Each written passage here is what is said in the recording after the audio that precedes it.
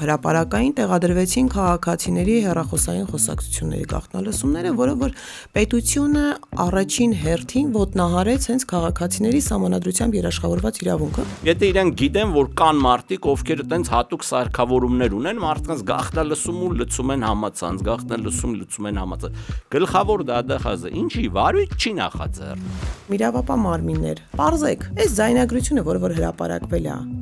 որտեղից է, ինչի հիման վրա է, ումա հասանելի եղել։ Քանի որ մենք գործ ունենք, այս գործերի շրջանակներում մենք գործ ունենք ակնհայտ քաղաքական հետապնդումների հետ, պետությանը,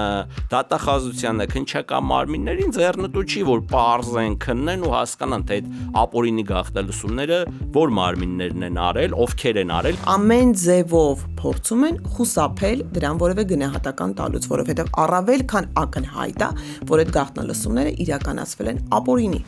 Ունեն մի հատ օրենքի խախտմամբ գաղտնալսում, ուրիշ ոչ մի բան չունեն։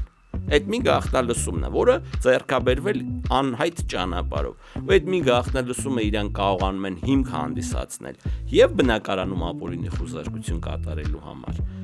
եւ անձանց ձերբակալելու եւ կալանավորելու համար, ինչը անընդունելի եւ անթույլատրելի մոտեցում է։ Հասկանում ես, որ ինքը ուղակի սրանով այն անձին Հայաստանի Հանրապետության քաղաքացին, որը այս կամ այն չափով չի կիսում իրանց հայացքները,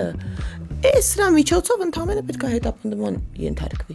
Այս թեզի նպատակը դա է։ Նայեք, ինչ եք անում դուք։ Մի արեք ապօրինի գործողություններ։ Հաստատ համոզված եմ։ Գալու է օրը, որ դուք դրա համար պատասխան եք տալու եւ չեք կարենալու դա քողարկեք կամ հիմնավորեք, թե վերադասներ ասում։